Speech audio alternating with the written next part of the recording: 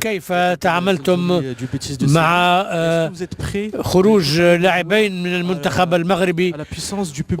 وهل أعددتم لاعبيكم للدعم الكبير الذي يلقاه المغرب من نحن نركز استعدادنا على فريقنا نحن وعلى ما سنقوم به، ونعتقد أن المغرب لديه فريق قوي جدا ولاعبوه يتميزون بمواصفات ممتازة وجودة عالية. كثير من اللاعبين يلعبون في أوروبا حاليا ونحن نحترمهم كثيرا، نكن الكثير من الاحترام، وأعتقد أنها ستكون مباراة جميلة جدا غدا. الجمهور سوف نلعب بصرف النظر عن الجمهور في الملعب. سيكون هناك الكثير من البرازيليين والمغاربة، هذا ليس جديدا. Vitor Sérgio Rodrigues da TNT Esportes. Você falou sobre leão e gato. Como o Brasil, qual a postura que o Brasil tem que ter تحدثت عن البرازيل num gatinho no jogo de amanhã. القط الأسد والقط، كيف يمكن أن تحول المنافس إلى تتغلب عليه؟ المغرب فريق ممتاز، لديهم مستوى عال جدا، وعلينا أن نقدم مباراة كاملة ونقدم بأعلى المستويات، ولا يمكننا أن نكون جيدين في الدفاع والهجوم وفي الانتقال من الدفاع إلى الهجوم. علينا أن نجيد كل هذه المهارات الكروية، أن نقدم في كرة القدم الحديثة. ليس هناك فريق صغير، المغرب هو أحد أفضل الفرق.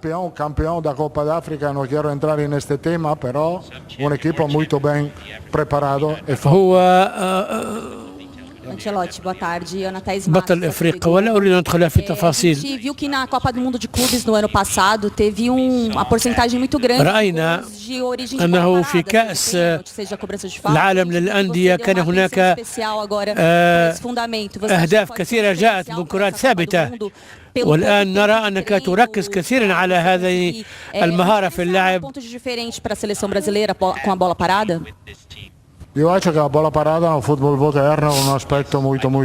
نعم، أعتقد أن اللعب والتركيز على الكرة الثابتة هو استراتيجية جيدة، لأنه من الناحية الإحصائية 30% من الأهداف تأتي من الكرات الثابتة، ولدينا لاعبون يحسنون التسديد ويلعبون بالكرات الرأسية. هذه فرصة جيدة ونحن نتدرب على ذلك بشكل كبير ونركز عليه، ونأمل أن يمكننا أن نحقق شيئا غدا. Hi, this is Bruno Formiga with AGTV. In the last interview with Hakimi, في آخر لقاء مع حكيمي discussed about balance and how Morocco is coming to a level. كان هناك حديث عن أن المغرب وصل إلى مستوى يمكن مقارنته بالبرازيل، وقد تكون هذه قد يكون في هذه البطولة تحدي كبير أنك تلعب ضد فريق بنفس مستواك. هل نقول إن المغرب الذي كان أضعف أو أبعد بعيد عنكم أصبح الآن قادرا على المنافسة؟ من المؤكد أن المغرب تحسن كثيرا، طريق اللعب تغير كثيرا، الجميع يمكنهم أن يخططوا للمباراة، وهذا ما تفعله المغرب، وقد قدموا أداء جيدا في السنوات الأخيرة في أفريقيا. They have great players. لديهم لاعبون ممتازون ويمكنهم منافسة أفضل اللاعبين. ستكون هذه مباراة كبيرة والبرازيل جاهزة وتريد أن تعود إلى القمة. أود أن أسأل عن مباراة الغد بشكل خاص. نحن نرى أنشيلوتي لديه خيارات مختلفة في الهجوم،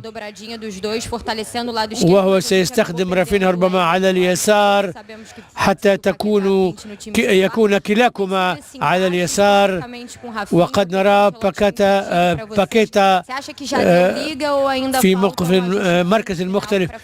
ما الذي طلبه منكم أنشيلوتي؟ أعتقد أننا تأقلمنا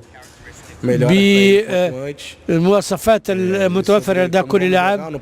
من المؤسف أننا خسرنا ويسلي، نحن نتمنى له الشفاء العاجل. لا يمكنني أن أقول الكثير لأن المغرب يمكن أن تشاهد هذا المؤتمر الصحفي وتعرف بعض أسرارنا. لم يتقرر بعد من سيبدأ في التشكيلة الأساسية، ولكننا نأمل أن يكون لنا مشوار متميز في هذه البطولة.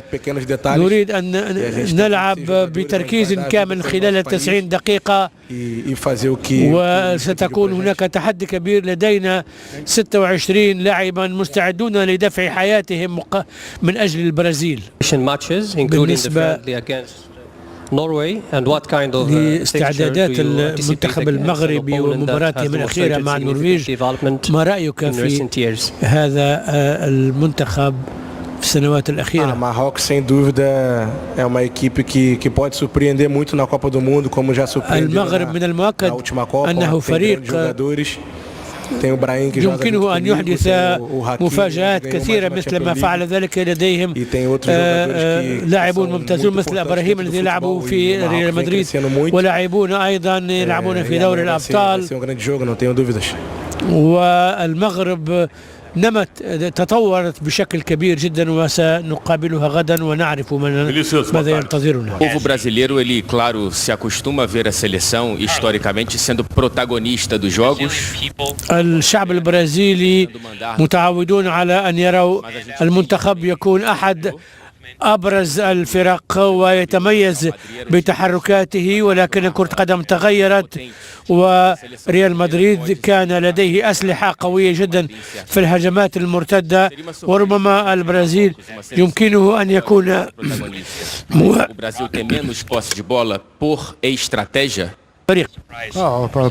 هل يكون من المفاجئ أن لا يمتلك البرازيل الكرة؟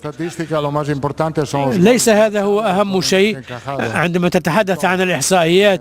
ما يهم هو تسجيل الأهداف وكم تسجل، كم هدفا تسجل. الفكرة هي التحكم في سير اللعب والاحتفاظ بالكرة، وإذا لم يكن ذلك تلك الحيازة للكرة، ينبغي في مرحلة ما أن نسجل الأهداف. وكل منافسينا أيضا فرق جيدة. Aqui, Ludmila Kandal, CNN Brasil.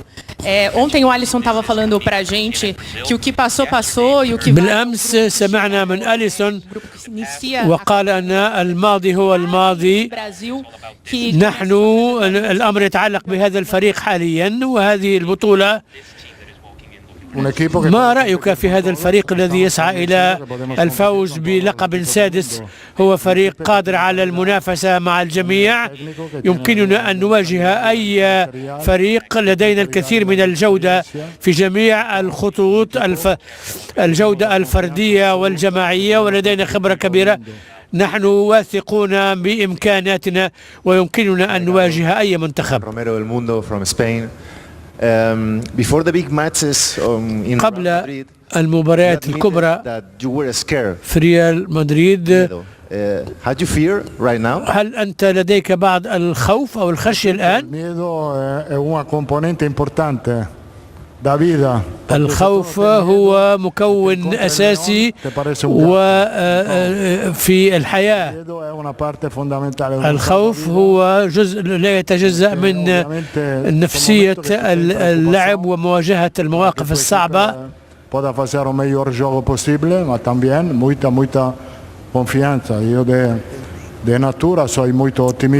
هذه طبيعة الأمور، ولذلك الضغط أمر ضروري وينبغي التعامل معه. قبل أن تأتي الناس كانوا يقولون أن كارلو أنشيلوتي كان المدرب المناسب لمنتخب البرازيل. ما رأيك في ذلك؟ لا أدري، من الصعب علي أن أرد على هذا السؤال. من المؤكد أنني أشعر بأني سعيد بوجودي في هذه المسؤولية، وأن تتاح لي هذه الفرصة لأمثل البرازيل، وهو بلد رائع، وآمل أن أكون قادرا على أن أحقق النجاح. In italiano va bene? Sì. Perfetto. Ok, ottimo. Ti chiedo per Telemundo Estados Unidos, Stati Uniti. Volevo chiederti per Neymar.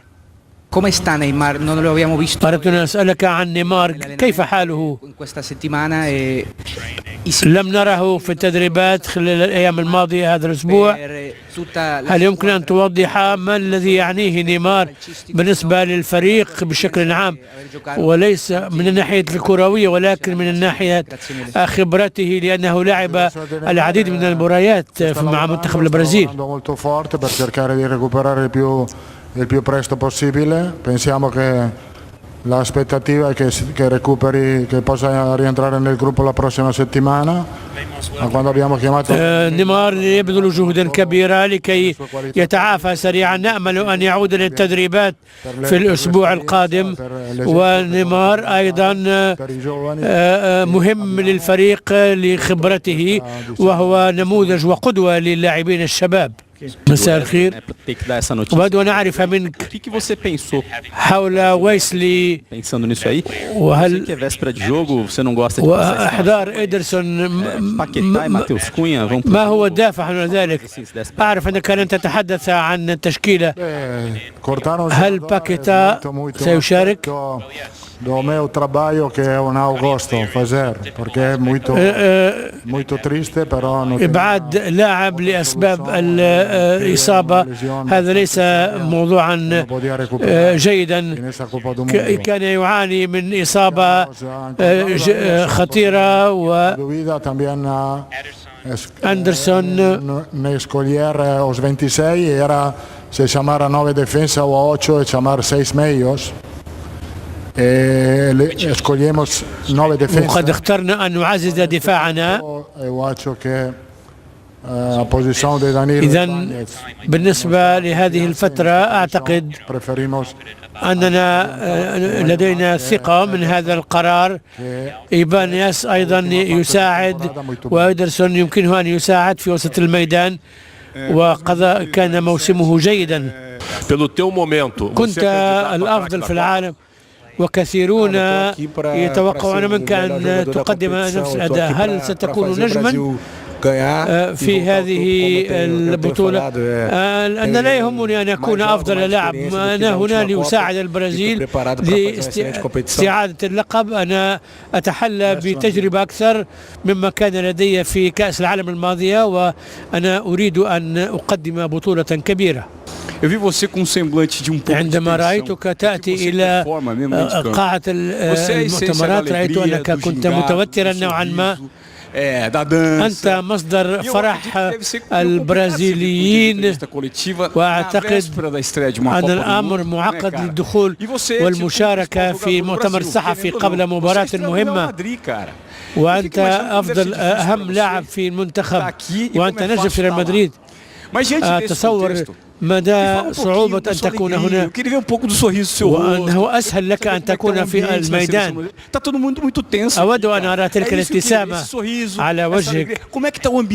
الجميع متوترون هنا. ما رأيك؟ ما هي الأجواء وما هي علاقتك بنيمار وغير ذلك؟ واستمر في الابتسام لو سمحت. ما الذي يمكنني أن أقوله حول تجربتي مع المنتخب؟ هذه أفضل أيام في حياتي. هم لاعبون ألعب معهم لسنوات مثل باكيتا وغيماريس ولاعبون آخرون هم إخوتي وأصدقائي، ونحن فخورون بأن نمثل بلدنا. لا شيء يقارن بذلك. ونيمار أتمنى له التعافي سريعا، وهو معشوق الجماهير. وأنا تعلمت الكثير من نيمار، وكثير من الأمور التي يقوم بها هي محاولة لتقليده والاقتداء به. نتطلع إلى عودته. هو نصحني كثيرا، وآمل أن غدا كل ذلك التوتر الذي أشرت إليه سوف يتلاشى، لأننا نمثل بلدنا ونريد أن نعود إلى خوض كأس عالمية أخرى. نحن لدينا الفرح ونأمل أن نعبر عنه غدا.